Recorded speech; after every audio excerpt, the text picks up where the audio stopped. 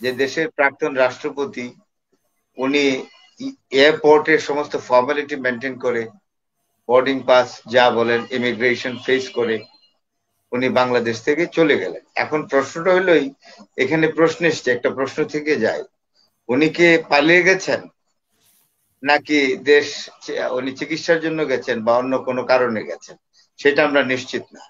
উনি পালিয়ে পালিয়ে যাওয়া মানুষ কি ইমিগ্রেশন ফেস করতে পারে? আমার একটা প্রশ্ন এখানে।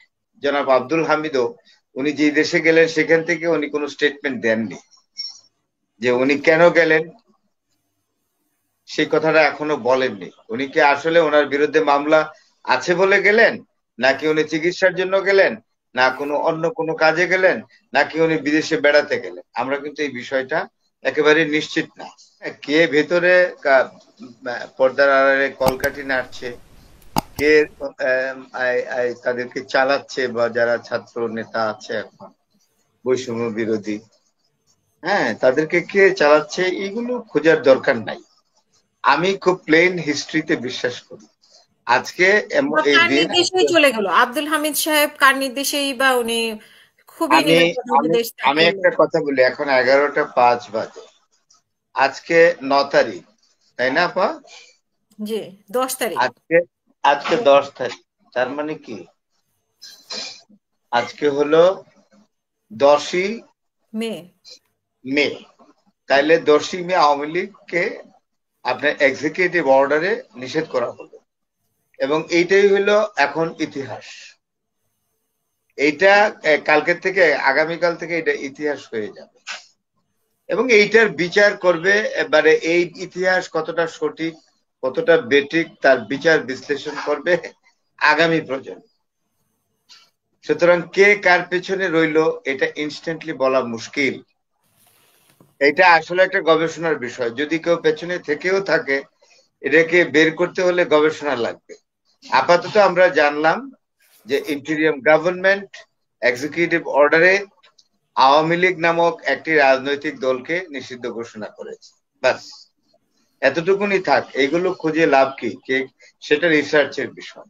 আওয়ামী লীগ নিষিদ্ধ হয়েছে, এই বিষয়টার উপর যদি কেউ পরবর্তী সময়ে গবেষণা করতে চায়, আজকে 10ই মে, হ্যাঁ, 2025 সাল, আওয়ামী লীগ নিষিদ্ধ ঘোষিত হয়েছে, সেটার উপরে আগামী দিনগুলোতে যদি কেউ রিসার্চ করতে চায়, সেই গবেষণা বা রিসার্চের মধ্য দিয়ে বেরিয়ে আসবে এর পেছনে কোনো কেউ ছিল কি ছিল না, নাকি এটা বর্তমান রাষ্ট্র বা সরকার এটা করেছে। সুতরাং আর আব্দুল হামিদ সাহেব বিদেশে গেলেন, উনি তো ছিলেনই অন্তত 5ই আগস্ট থেকে হিসাব করলে তো উনি প্রায় 9 মাসই কাটালেন এখানে, তাই না? 9 মাস পুরোই কাটিয়ে গেলেন।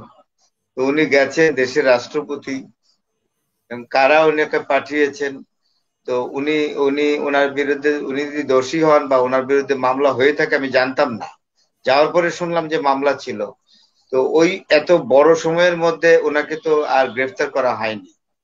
যেরকম নারায়ণগঞ্জের প্রাক্তন মেয়র যিনি আইভি, হ্যাঁ, তো আইভি কে তো সেলিনা হায়াত আইভি কে গ্রেফতার করা হয়েছে। তো কিন্তু আব্দুর রহমান আর সরি আব্দুল হামিদ সাহেব মহামান্য রাষ্ট্রপতি প্রাক্তন, তো ওনার বিরুদ্ধে মামলা, উনি যখন চলে গেলেন তখন জানলাম যে ওনার বিরুদ্ধে মামলা ফাইল হয়েছে, আমি কিন্তু এর আগে জানতাম না। হুম। তো উনি তো গেলেন, সেটা এইটাও একটা ইতিহাস যে দেশের প্রাক্তন রাষ্ট্রপতি উনি এয়ারপোর্টের সমস্ত ফর্মালিটি মেনটেন করে, বোর্ডিং পাস যা বলেন ইমিগ্রেশন ফেস করে উনি বাংলাদেশ থেকে চলে গেলেন। এখন প্রশ্নটা হলোই, এখানে প্রশ্ন এসছে, একটা প্রশ্ন থেকে যায়, উনি কি পালিয়ে গেছেন নাকি দেশ উনি চিকিৎসার জন্য গেছেন বা অন্য কোনো কারণে গেছেন, সেটা আমরা নিশ্চিত না। উনি পালিয়ে পালিয়ে যাওয়া মানুষ কি ইমিগ্রেশন ফেস করতে পারে? আমার একটা প্রশ্ন এখানে। তিনি ফিউজিটিভ হবেন, পলাতক, এটা আমাদের মহসিন রশিদ ভাই খুব ভালো বলতে পারবেন। উনি এই বয়সে উনি আইনের দিক পাল এই দেশে। উনি তো ফিউজিটিভ একজন লোক, অর্থাৎ পলাতক মানুষ যদি হয়ে থাকে বাংলাদেশে, উনি পলাতক থাকেন, ফিউজিটিভ হয়ে আমার বিরুদ্ধে মামলা থাকলে আমিও ফিউজিটিভ হতে পারি, আমি পুলিশ বা আইন প্রয়োগ ফাঁকি দিয়ে অন্য কোথাও লুকিয়ে রইলাম, তাই না? এখন আমার প্রশ্ন কিন্তু খুব আপনাকে সোজা। শোনা যাচ্ছে না। তো এখন ঠিক আছে। হ্যাঁ, তো আমি একটা ফোন এসেছিল, ঢুকে পড়েছে। তো আমার কথা হলো, উনি যদি পলাতক বা ফিউজিটিভ হয়ে থাকেন, তাহলে উনি এয়ারপোর্টে সমস্ত ফর্মালিটিস মেনটেন করে উনি কিভাবে ফ্লাই করলেন? এটা হলো আমার প্রশ্ন। এরপরে এখন বোঝা যাবে, এখন আমরা বুঝতে পারছি না। এবং মহামান্য প্রাক্তন রাষ্ট্রপতি জনাব আব্দুল হামিদও উনি যে দেশে গেলেন সেখান থেকে উনি কোনো স্টেটমেন্ট দেননি যে উনি কেন গেলেন, সেই কথাটা এখনো বলেননি। উনি কি আসলে ওনার বিরুদ্ধে মামলা আছে বলে গেলেন, নাকি উনি চিকিৎসার জন্য গেলেন, না কোনো অন্য কোনো কাজে গেলেন, নাকি উনি বিদেশে বেড়াতে গেলেন, আমরা কিন্তু এই বিষয়টা একেবারে নিশ্চিত না। তো একজন প্রাক্তন রাষ্ট্রপতি দেশ ছেড়েছেন, এটার উপরে আমি মনে করি যথাযোগ্য আপনার তথ্য না থাকলে আমি এটার উপরে মন্তব্য করব না। এটা হলো আমার কথা। হ্যাঁ, যদি উনি এমনিতেই দেশ থেকে যে অন্যান্য নেতারা যেভাবে পালিয়ে গেছেন বর্ডার ক্রস করে আওয়ামী লীগের, তাদের ব্যাপারে বলি যে তারা পলাতক, তারা পালিয়ে গেছেন। কিন্তু আব্দুল হামিদ সাহেব যেহেতু সমস্ত এয়ারপোর্ট দিয়ে কিছু গেছে। ইমিগ্রেশনের সমস্ত কিছু মেনটেন করেছেন, সেই জায়গাটাকে আমি, উনি পালিয়ে গেছেন এই কথাটা আমি আইনগতভাবে বলতে পারছি না। এই হলো কথা। তো এরপরে যে বিষয়টাকে আমি বলতে চাই যে দেখেন, সময় আছে, আরো সময় আছে, যেহেতু কিছু ঘটনা এখন ঘটছে, জরুরি ঘটনা, যেমন আওয়ামী লীগ আজকে নিষিদ্ধ ঘোষিত হলো। তারপরে আরো কি হয়, এগুলো সম্পর্কে যদি আমরা আরো মানে মন্তব্য করতে চাই, যেগুলো খুব প্র্যাগম্যাটিক কমেন্ট হবে, সেটার জন্য আমার মনে হয় আজকের শোতে কোনো মন্তব্য করা, it will be too hasty to make the comment.